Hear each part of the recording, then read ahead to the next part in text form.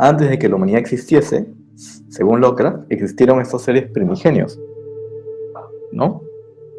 Y que los primeros hombres que estaban corruptos por estos seres los adoraban como si fueran dioses, ¿no?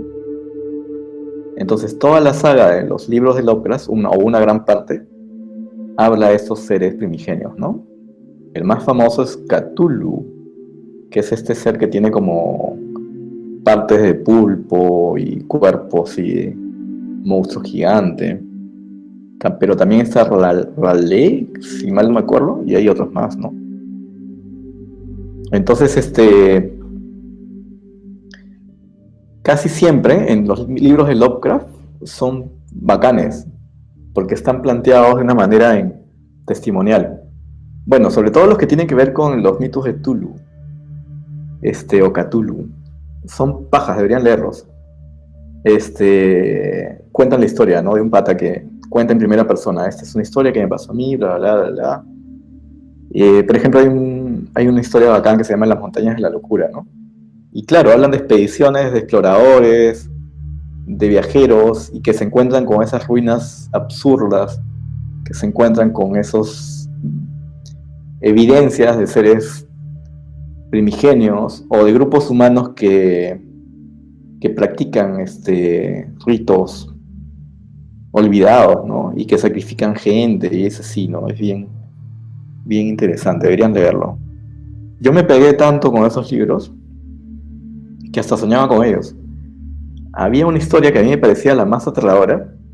Era de un personaje que está en una casa, también así como estas casas que él escribe, y entra buscando, o sea, sabe que va a encontrar al terror más absoluto, y hasta que llega en una habitación, y cuando abre la habitación, mira ese terror absoluto, pero tan absurdo es ese terror, o tan difícil de acceder a él a través de la razón, que su razón humana no le permite observarlo y se vuelve loco. En ese momento que ve ese terror increíble, se vuelve loco. Ya yo soñé eso, soñé que estaba en una casa así victoriana, en una casa antigua, era oscuro, y entraba por las habitaciones y tenía ese miedo de encontrarme con algo, pero sin embargo continuaba. Sabía que estaba yendo en dirección a encontrarme al terror absoluto, pero sin embargo continuaba. Caminé, subí por las escaleras y llegué a la habitación. Sabía que cruzando la puerta me iba a encontrar con ese terror absoluto que me iba a quitar la razón. Pero sin embargo abrí la puerta y en eso vi el terror absoluto. Y en ese momento me volví loco. Fue uno de los sueños más geniales que he tenido. Obviamente me desperté gritando, ¿no? Y en ese sueño, que es bien alucinante, yo me desperté y mi cuerpo se elevó así. Y giré sobre mi cama. Y de pronto, ¡pum!, caí. Y en eso me desperté. Ahora, claro, estoy sonando como contactado, ¿no? Con todo estoy sonando como esas cosas que yo me burlo, pero fue un sueño, pues. No estoy diciendo, oh, yo viví, visité anime, esas cosas, ¿no? Estoy contando una historia que me pasó y que era un sueño. Vi un sueño que fue inspirado por los relatos de Lovecraft. Entonces, nada, si ustedes quieren pasarla de súper monstruo y leer algo chévere, lean Lovecraft. Es brutal. Y recomiendo sobre todo los mitos de Tulu. Que los mitos de Tulu no solamente son de él, son de varios, ¿no? O sea, Lovecraft, quien era una persona que solamente vivió en la misma ciudad de Providence, en Nueva Inglaterra, o sea, en Nueva Inglaterra, en Estados Unidos, él no salió de su casa nunca, pero se escribía mucho por cartas. Y él publicaba sus cuentos en diarios. Y había mucha gente que lo seguía y le gustaba sus cuentos. Entonces le escribían cartas, porque en esa época salían en los diarios, ponía su nombre y ponía su dirección. Entonces la gente podía escribir al diario una carta y decirle: quiero comunicarme con el autor. Y de esa manera se hizo amigo, por carta, de mucha gente que lo admiraba, que era pues el tipo más interesante que habían conocido, y empezaron a escribir junto con él. Y muchos de los autores que escribieron también parte de los mitos de los mitos de Tulu, de estos seres primigenios, no lo conocieron personalmente, pero tenían una relación de cartas muy frecuente y escribían el mismo universo. Esa sensación y eso es algo que no es muy frecuente, ¿eh? Y eso es algo bien Lovecraftiano, en el sentido de que crearon un universo entre todos ellos que partió de la imaginación de Lovecraft y que los demás continuaron, ¿no? Ese círculo de Lovecraft y de gente que no se conocía, que simplemente se escribía por cartas. Esa historia ya de por sí es alucinante. De hecho, hay autores contemporáneos que han leído, que se han inspirado eso, y creo que hay una novela que se llama El Círculo de Lovecraft, ¿no? Que no es tan buena en realidad, pero la obra de Lovecraft es alucinante.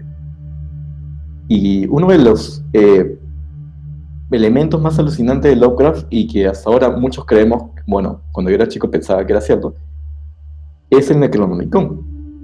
O sea, el Necronomicon es una historia que es inventada por Lovecraft, pero él la presenta como un documento existente.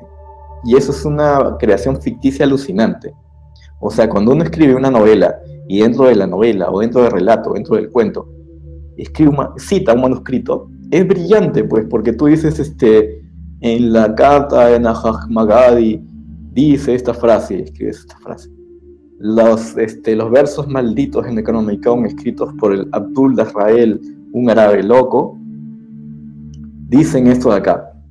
Y aquel que lee por primera vez el cuento, o aquel que lee los cuentos de Lovecraft, dice, wow, este libro es el libro maldito del Necronomicon, porque está citado, y esa es una ficción bien paja.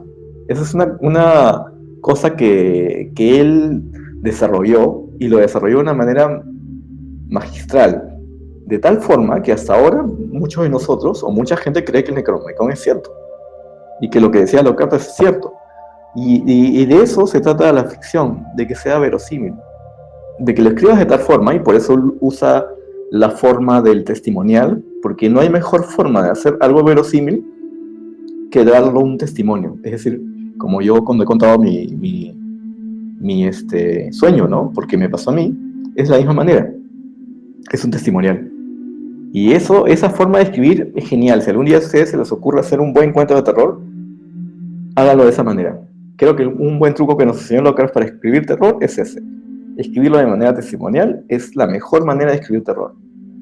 Y si pueden meterle ya una ficción donde le pongan, no sé, un libro, o sea, citen un texto que no exista y que le den un carácter maldito, ese es un segundo tip que aprendemos en Lovecraft.